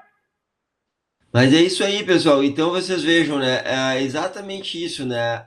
Cláusula que estipula renúncia antecipada de direito é nula em contrato. Isso aqui está no Código Civil, não é consumo, né? Seja em contrato civil, seja em contrato interempresarial ou contrato comercial, certo? Eu acho que quando nós começarmos a pensar, tá? em renúncia de direito, se a gente começar a analisar os contratos com o norte da renúncia antecipada de direitos, a gente vai conseguir identificar muitas coisas que às vezes passam desapercebidas por nós quando a gente está revisando ou escrevendo um contrato de franquia. Então, 424 também é uma proteção ao aderente, que é a coletividade. Passa aí, Raif. Passo sim. Eu vou aproveitar enquanto eu passo aqui, Arnaldo, para fazer só um comentário breve, que eu até pedi, enquanto a gente estava em aula aqui, eu pedi para a Cris me passar uns precedentes. E em São Paulo, a gente tem um desembargador que aparentemente está acatando bem as teses de franquia, que é o César Ciapolini. Nesses que ela me mandou, acho que de 5, pelo menos 2 ou 3 são do César Ciapolini, mas ele tem, em outras matérias, em outros casos de franquia, atuado até mesmo dizendo, olha, eu sou minoritário, mas o meu entendimento é esse, e eu vou manter, é o César Ciapolini que tem feito isso. E, assim, é um desembargador para ficar de olho nas decisões dele, tá? Ou mandar uns livros de presente para ele. Manda sim mesmo, porque tu vai ser citado. Vamos combinar. Pro gabinete. Eu acho que é mais prudente mandar para o gabinete. A gente tem que descobrir, então, quem é o assessor que está me mudando, né? Assessoria que está ali construindo isso. Ou então manda para o chefe do gabinete, né? Que aí ele manda para o assessor, né? Correspondente.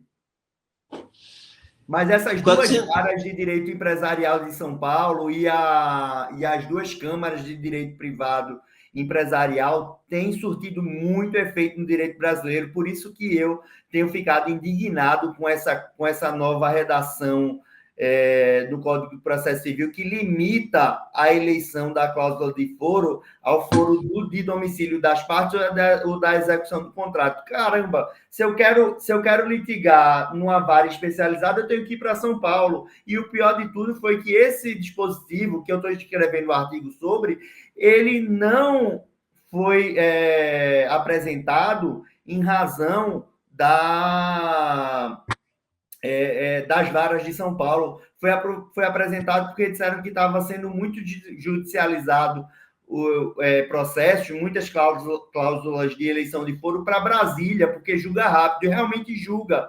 Mas aí é uma questão do CNJ, é uma questão do judiciário, de todo o sistema federativo, de distribuir melhor os juízes. O que não pode numa federação, você tem uma limitação, um esvaziamento da cláusula de eleição de foro, como a gente está vendo agora. Isso aí.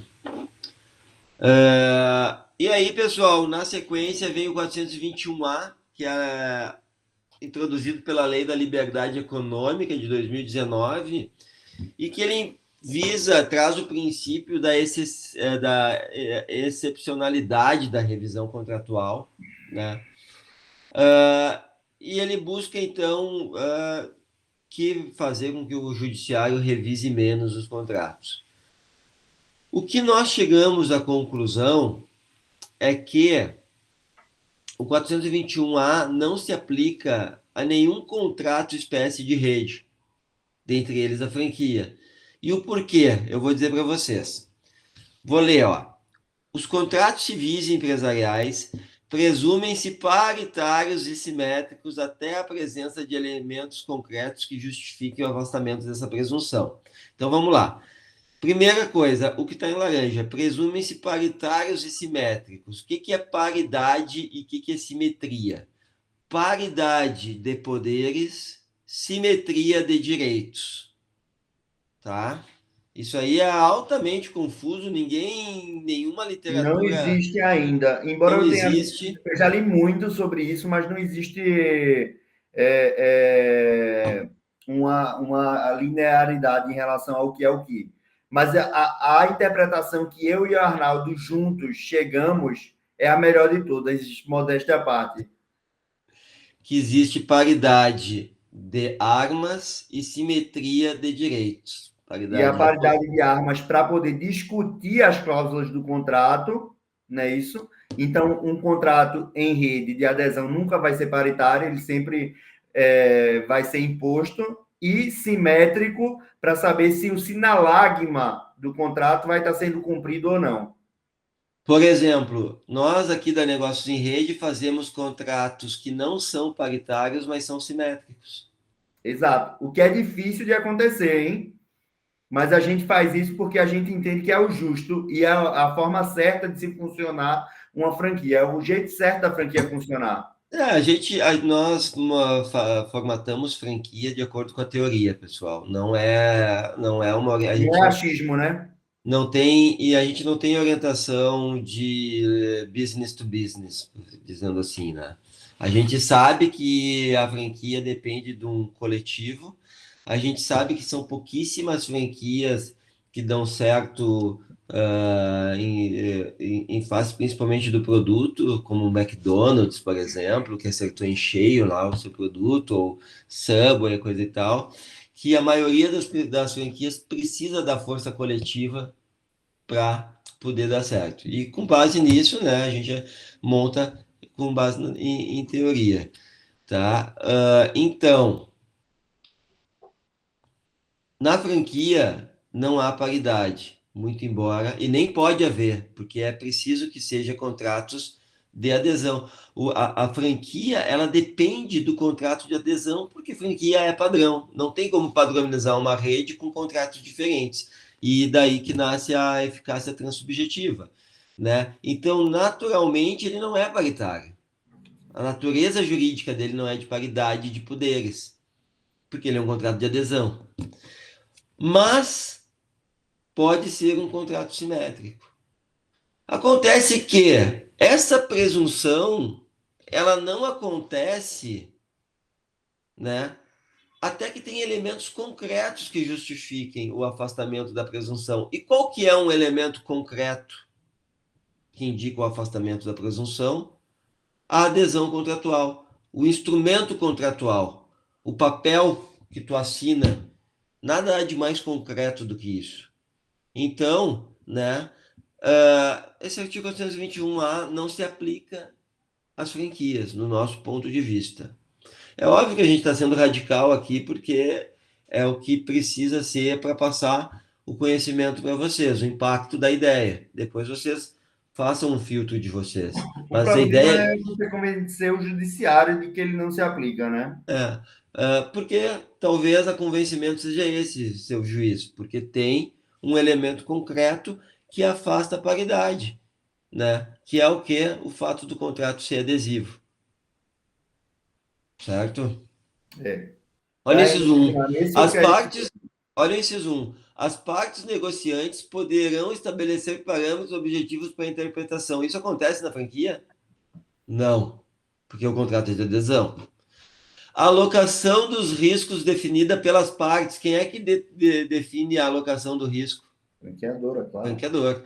A revisão sobre de forma excepcional e limitada. Tá, deixa assim, esse aí não precisa. Passa para o próximo slide, ô.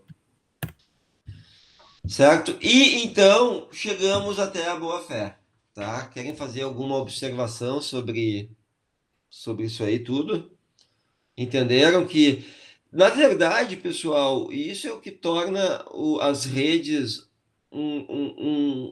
e a franquia como espécie de rede um objeto de estudo fascinante. A gente está falando nas cláusulas gerais e parece que elas estão todas intrínsecas umas nas outras. Parece que é uma coisa só, né? Parece que elas se complementam em conhecimento. Não parece que, olha, eu tenho uma função social que não tem nada a ver com a adesão, que não tem... O 421 é uma coisa, o 423 é outra, o 424 é outra, o 421A é outra. Não, parece que está tudo junto no conhecimento. Isso demonstra o quanto o nosso objeto de estudo é complexo. O quanto a teoria que se faz das redes contratuais, ou melhor, a teoria que se faz para as redes contratuais é uma teoria muito mais rica, muito mais complexa que a teoria que se faz para os contratos de compra e venda, de prestação de serviço, para os contratos lineares, para os contratos que serviram de protótipo para o livro das obrigações no Código Civil, vírgula, segundo Judite Martins Costa, no nosso artigo de 2005, certo? Então, o que eu estou falando é da evolução legislativa criar uma teoria de direito contratual para um Código Civil que originalmente não tinha. O Código Civil de 2002, ele segue, ele avança o Código Civil de 1916, ele não rompe com o Código Civil de 1916, ele avança. E no Código Civil de 1916, havia o livro das obrigações com o capítulo dos contratos, e não existiam os princípios. Os princípios são incorporados no avanço do Código Civil de 2002, a partir do Código português, principalmente, mas também do Código alemão. E ele traz os princípios, um capítulo, um subitem dentro de um capítulo, só para estudar as cláusulas gerais ou princípios dos contratos, que é o que traz a teoria, né? E a gente, então, precisa conectar. A gente precisa entender a história do nosso Código Civil para conseguir entender essa virada principiológica que a gente está dando nos contratos. E essa virada começou em 2002, pessoal. Começou em 2002. E ainda não é madura na literatura do brasileira. Ainda não é madura. Então, o que a gente está fazendo aqui com esse curso de redes é tornando madura a teoria e os princípios para os contratos civis e comerciais. Então, vejam que a virada histórica de 2002 no Código Civil é a virada histórica da teoria dos contratos no Brasil. E essa virada ainda não foi compreendida pelo direito brasileiro. Está no Código Civil, mas não está compreendido. Salvo por poucas pessoas, como a Judite Martins Costa, né? E todos que seguem ela, como nós. Então, pessoal, a gente tratou do 421, 421A, 423, 424, e agora a gente vai para o 422, mostrando que os outros dois princípios, 421, 421A, 422, 421, 421A, 423 e 424 é igual ao princípio do coletivismo. 422 é igual aos princípios da cooperação e da coordenação, porque o 422 traz dois princípios, o da probidade e o da boa-fé. E eles não são sinônimos. A literatura tentou desenvolver isso, e quem melhor desenvolveu novamente foi Judite Martins Costa. Ela fala que a boa-fé é um dever comum de todo e qualquer contratante, e a probidade, esse livro aí, e a probidade é um dever especial de um contratante, que só ele tem. Vejam bem, pessoal, isso não é novo no Brasil. Quando eu comecei a fazer esses estudos, eu pensei, putz, tem alguma coisa que fala sobre isso. E aí eu fui lá para o direito público, e lá eu vi no direito público a seguinte distinção: improbidade administrativa e imoralidade administrativa. A imoralidade, né, é um ato administrativo imoral que pode ser praticado por todo e qualquer funcionário público, servidor público. A improbidade administrativa, ela é um ato improbo que pode ser causado apenas por alguns servidores públicos que têm algum cargo específico, como prefeito, secretário, ministro, essas coisas, certo? Por exemplo, a minha esposa, por exemplo, que é arquiteta da Prefeitura de Porto Alegre, ela não tem como cometer um ato de improbidade, porque ela não tem poderes de cometer atos que levem à improbidade. Ela pode cometer atos que são ou ilícitos ou imorais administrativamente, mas não atos de improbidade. Saiu o slide. Estudem a lei de improbidade administrativa, que foi modificada agora, e aí é um tema lindo de se estudar. Eu tenho um grande sentimento e vontade de fazer um curso sobre improbidade administrativa. Quem quiser fazer comigo. Cara, tu quer abranger tudo, Arnaldo. Não, mas é que improbidade administrativa é uma coisa assim, tu começa a ver os atos. De trânsito, tu fala de curso de redes, improbidade administrativa. Mas é que os atos... humilhar a atos... gente assim num patamar, porque tu faz tudo com excelência. Mas as coisas se confundem. Você quer humilhar a gente assim num nível... Não, as coisas se confundem. Tanto que improbidade e moralidade, a gente faz uma dobradinha com improbidade e boa-fé. Vejam bem, aqui no lado da administração pública, improbidade e moralidade. Aqui no lado do direito privado, eu tenho improbidade e eu tenho boa-fé. Ou seja, improbidade, boa-fé, moralidade. E se a gente começar a estudar moralidade administrativa, a gente vai chegar na boa-fé. Isso eu fiz com todos os autores, né? Na verdade, o meu pai escreve sobre improbidade administrativa. Tem um livro dele de improbidade administrativa. E eu estudando o livro dele e os autores que ele cita, todos os autores chegam a imoralidade administrativa como sinônimo de má-fé administrativa. E a moralidade como boa-fé. Então, tem uma junção aí que tem que ser explorada. Eu fiz esse pensamento para mostrar qual que é a diferença, ou melhor, para melhor justificar Judite Martins Costas, eu fiz esse estudo. Então, Judite Martins Costa falou o quê? Boa-fé, dever de todo e qualquer contratante. Probidade, dever especial de alguns contratantes. Né? Eu fui estudar melhor isso, fui aprofundar os estudos e vi que dava para fazer uma dobradinha com improbidade e imoralidade administrativa, né? E realmente dá, e aí tem que fazer um estudo sobre isso agora. Mas, pessoal, nesse sentido, assim como na administração pública, a improbidade diz respeito a deveres e obrigações que só alguns contratantes têm, ou melhor, que em perspectiva só algum contratante tem. O que eu quero dizer com isso? Que o franqueador ele tem o dever de coordenação da rede de franquias como um todo. E essa coordenação tem que estar voltada ao objetivo coletivo, ou seja, à função social da franquia. Olha os princípios se interligando, de novo, certo? E essa coordenação, então, a gente vai conseguir qualificar ela como uma coordenação boa ou ruim.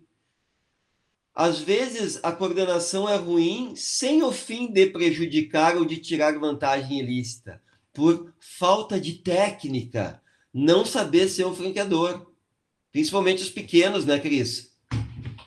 Ele não está querendo ganhar vantagem de ninguém, ele só está sendo um mau franqueador porque ele não tem a técnica, o conhecimento para fazer isso. Mas isso não se confunde, por exemplo, com o franqueado pagar em atraso os royalties, ou o franqueado não seguir especificamente o padrão de montagem de um sanduíche, ou o padrão de colocar as araras dentro da loja. São descumprimentos que possuem naturezas diversas e que justificam a diferença entre probidade e boa-fé. Daí tu me pergunta, Arnaldo, ao fim e ao cabo, na prática, isso tem relevância? A diferença de probidade e de boa-fé? No meu ponto de vista, tem relevância argumentativa para te fechar a explicação teórica da tua tese, certo? E tu vai justificar isso, então, com Judite Martins Costa. Então, probidade é o dever de coordenação. Certíssimo? Fala, Cris. Só para complementar que a gente vai trazer isso um pouquinho amanhã, porque quando a gente está pouquinho falando não, sobre né? isso... É só isso amanhã, Cris. A gente está falando sobre o sujeito, né? Então, assim, para além de entender e compreender isso em tese, hoje é analisado, e já existem vários artigos e estudos que tratam sobre a importância, dentro da estrutura da governança, a análise do sujeito aderente. Então, assim, o ator, e aí não a título de nível de instrução, de formação técnica, mas principalmente a análise do perfil do sujeito. E dentro dessa análise do perfil do sujeito, a gente vai trazer elementos e precisa dessa construção prévia para a construção da franquia. Então, é elemento é estratégia de governança para fins de sustentabilidade desse modelo de negócio, compreender. E é isso, a gente vai precisar trazer intangíveis os elementos que justificam e avaliam e analisam a probidade e a boa-fé desse ator. Perfeito. Então, a gente tem que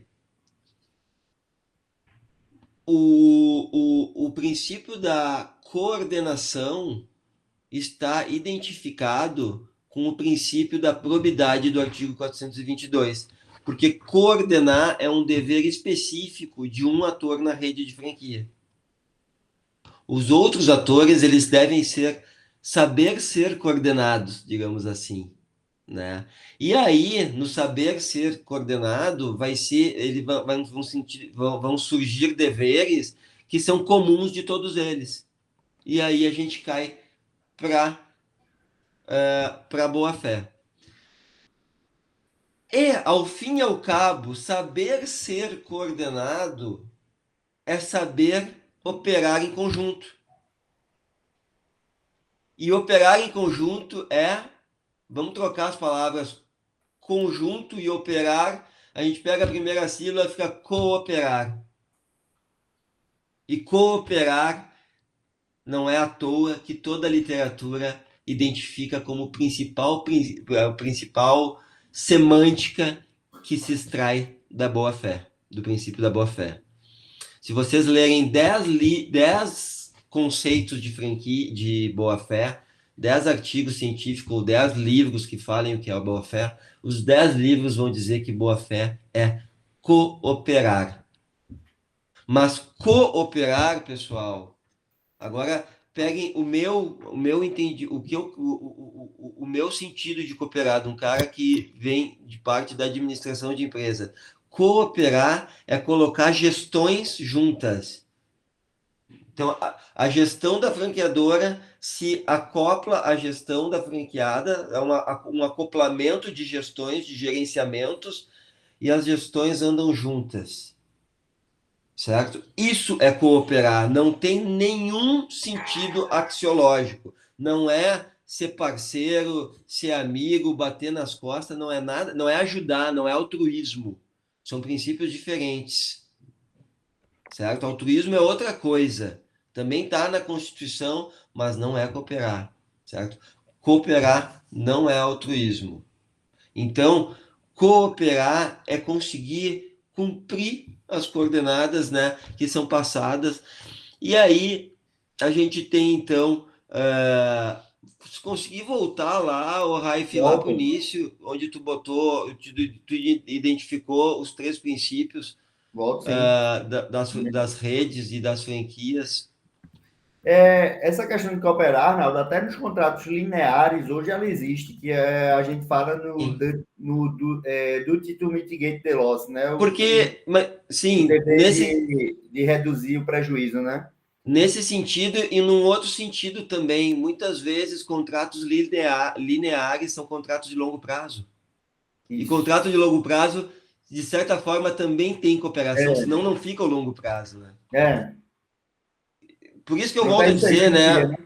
O posicionamento teórico, por isso que rede não é contrato relacional, porque o casamento é um contrato relacional, um contrato de longo prazo. Por isso que rede não é sinônimo de contrato relacional, não é sinônimo de contrato de colaboração, é um recorte próprio, né? E aí a gente se distingue. Mas aí, pessoal, então, cooperação, boa-fé objetiva, 422, coordenação é probidade objetiva, probidade é objetiva também, tá, pessoal? Obviamente, né, também é 422, e o coletivismo é tudo isso aqui. Agora o Raif vai lá para o final, que eu não quero deixar de falar sobre alguns outros princípios, conforme o Jorge já nos trouxe, que também se aplicam. O precedente do TJRS, é esse que tu queres? Não, quero os três, vai lá para o final. Me diz aí. Vai indo. Isso aí o pessoal vai ler depois, né? Porque senão a gente vai ficar 5 horas aqui. Vai passando. Passo. Lá para aqueles que foi acrescentado ontem. Tá. Tamanho dessa aula, gente. 113. Olha só, os negócios jurídicos devem ser interpretados conforme a boa-fé e os usos do lugar de sua celebração. Tá? Interpretado conforme a boa-fé e usos do lugar da sua celebração. Usos do lugar da sua celebração não se aplica para a franquia, porque a franquia ela serve para não estar num lugar, para estar em todos os lugares. A globalização em si já torna Mas assim, ó, tem uma parte aqui que nos ajuda. Sim, tem. Aqui, ó, como é que é? No 3, corresponder... Não, é no 2, ó. Corresponder aos usos, costumes e práticas do mercado relativo ao tipo de negócio. É esse que se aplica para a franquia. Né? E que corresponder à boa-fé também, né? E que também corresponder à boa-fé. Que a gente conversou aqui, que é cooperação. Porque senão, sem a boa-fé, o inciso 2º faz replicar um mercado abusivo. E o quarto, Arnaldo, ele repete o que a gente já tinha tratado do 423 ou do 421, do 423, se eu não me engano, quando ele diz: for mais benéfico a parte que não redigiu o dispositivo se identificável. Então, aqui nesse... É claramente identificável. Nesse inciso 4º, a gente lê coletivismo e ele se acresce aos artigos 421, 423 e 424. Isso. Boa-fé está aqui, também está no 422, está no caput, no inciso, não sei porque essa redundância, né? E também está no inciso 1. Olha só, foi confirmado pelo comportamento das partes. Isso, gente, é um princípio antiquíssimo de direito contratual, que vem lá de Roma, que se chama surrécio. Suprécio. E suprécio. São 3 princípios, pessoal. Suprécio, surrécio e tutoque, que são princípios que dizem que a prática vale mais que o que está escrito. Então, tudo que cair na prática de uma franquia que esteja contra o contrato a circular e os manuais vira direito estabelecido. Fala, Cris.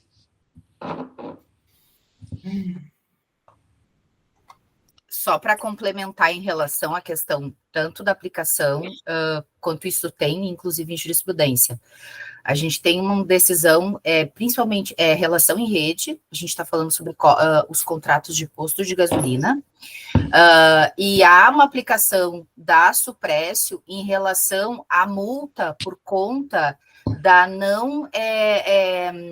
da impossibilidade de cumprimento da litragem. Esses contratos, eles são todos eles de trato continuado, sucessivo e de longa duração, porque é praticamente quase impossível de se cumprir. Quem trabalha com esse tipo, extremamente, sempre foi adesivo. Existe uma discussão desde 1998 no tribunal aqui de São Paulo, que envolve a legislação do livre comércio, inclusive o mercado de monopólio por conta da cadeia que se sucede em razão dessa contratualidade que há com o posto revendedor. E há uma orientação e uma decisão, várias, no STJ, depois eu até vou separar para mandar, se alguém trabalha com essa área, mas eles entram no princípio da suprécio, porque é isso, o comportamento da parte coordenadora manteve-se inerte e omissiva durante anos. E como agora, depois de 10 anos, eu estou alegando descumprimento de litragem no final desse contrato. Eu tenho um né? processo desses aí, que assim, há uns 5 anos já aleguei isso daí. A gente está lutando para o tribunal entender.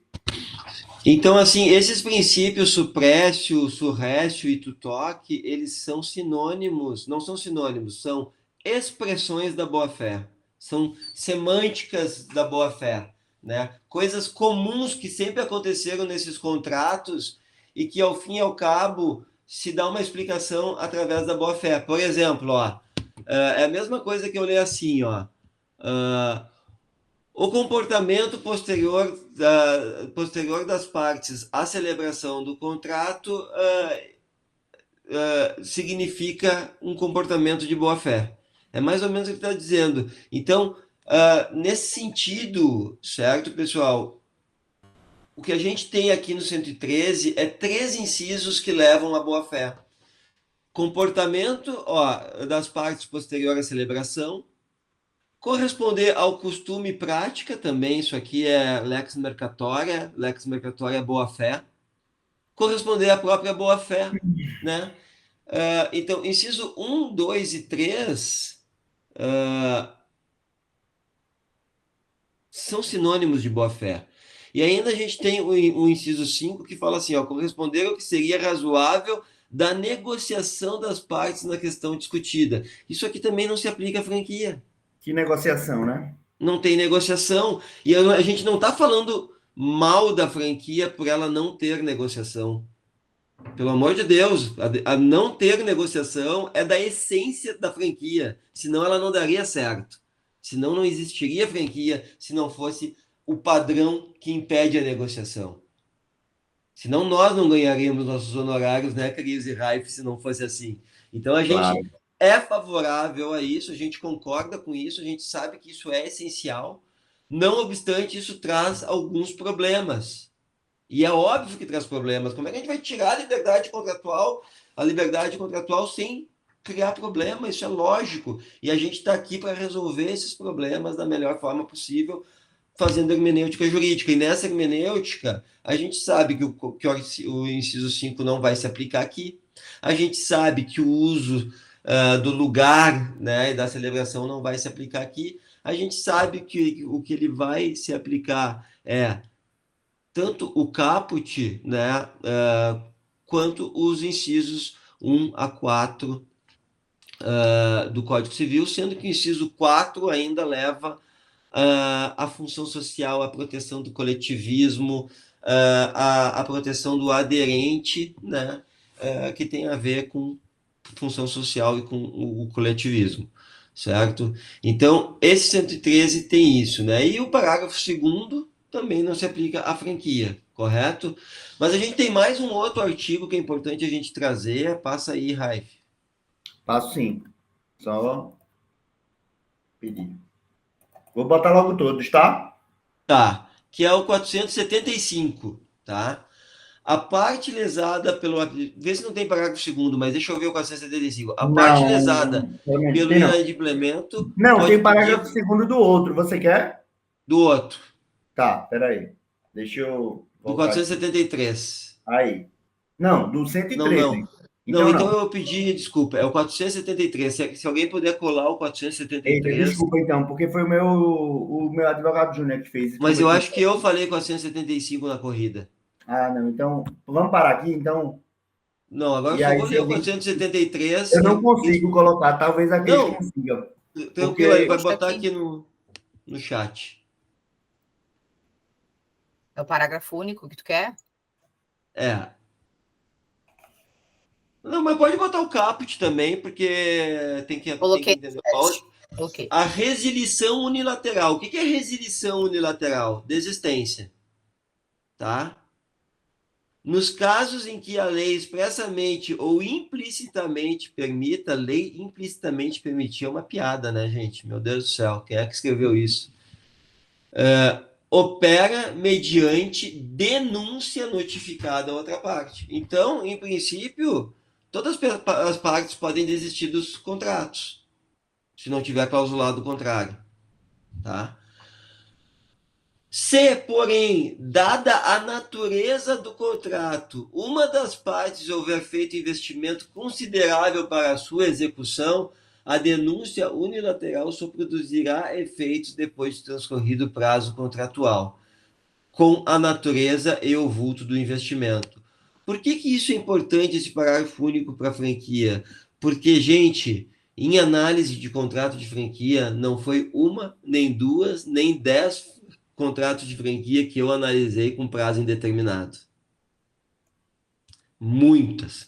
Principalmente as pequenas, que são mais informais, que está indo, sabe, assim, muito solto o contrato, porque não tem sentido fazer também um contrato muito formal quando uma empresa é muito pequena e é uma coisa menor, né? Então, a gente faz um contrato mais solto e muitas vezes esses contratos soltos ele é sem prazo. Vai lá, cara, ganha teu dinheiro e me paga. E não é pouco.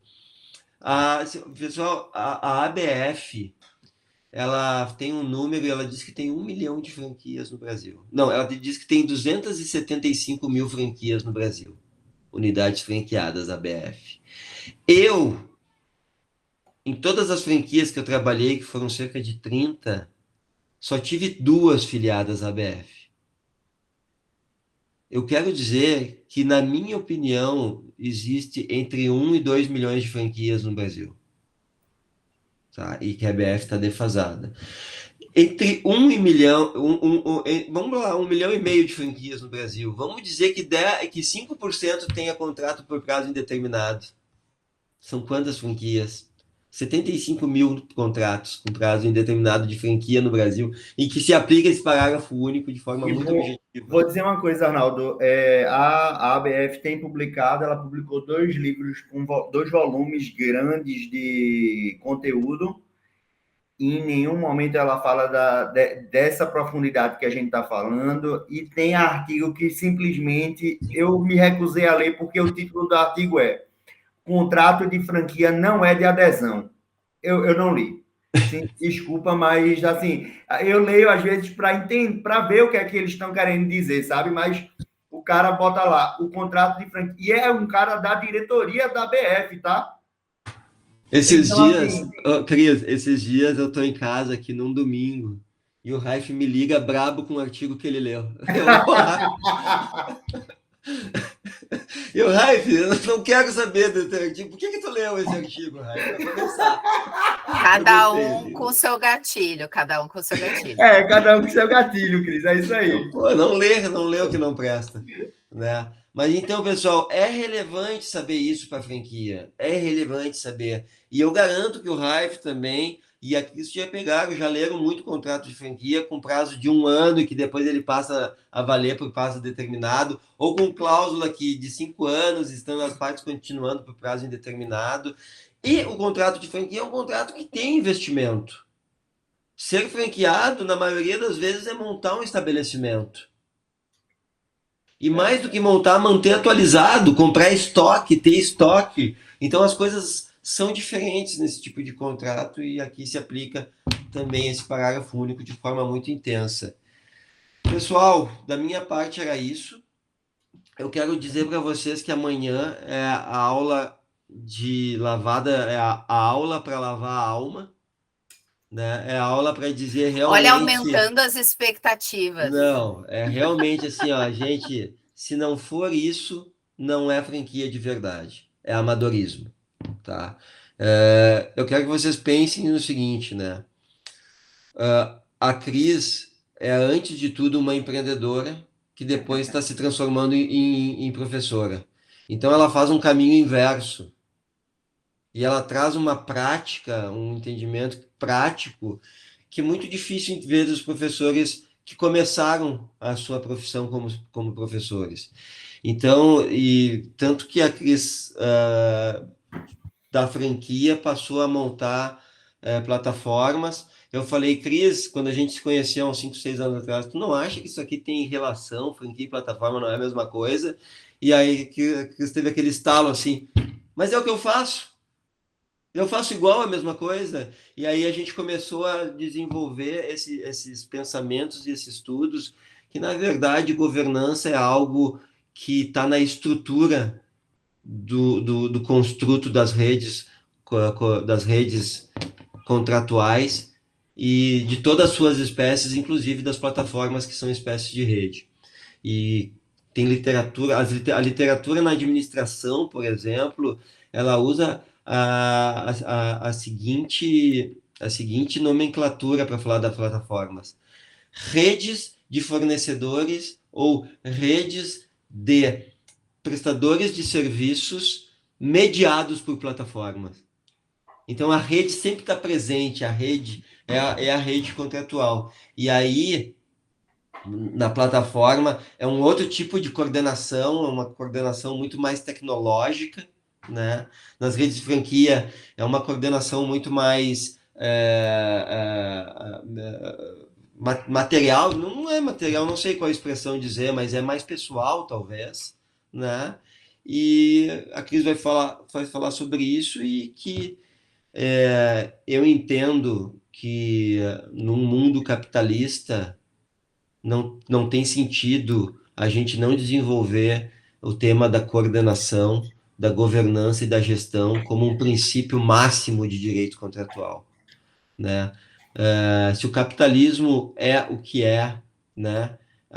Aquela questão autopoética de dinheiro gerar mais dinheiro, né? De negócio gerar mais negócio, né? Isso é feito com técnica, e técnica é coordenação. E é sobre isso que a Cris vai falar amanhã. Então, sim, a expectativa é alta. E não se preocupem, vocês viram, né? Primeiro eu botei o mais dogmático para falar, que é o cara que sabe tudo da lei, né? Que é o Raif, que é o dogmático, o cara que tem aquela cara de universidade. Daí eu dou uma quebrada nisso, muito porque eu saí do direito e fui para a administração, mas é por isso, então é outro tipo de linguajar que se usa lá. E agora vem a Cris, que faz esse caminho inverso aí de formação profissional, né? E que vai trazer um conhecimento que é totalmente diferente, que é único, né? Não tem, eu acho que quase nada escrito sobre isso, sobre coordenação no âmbito do direito comercial. Tá bom, galera? Valeu e até amanhã. Obrigadão.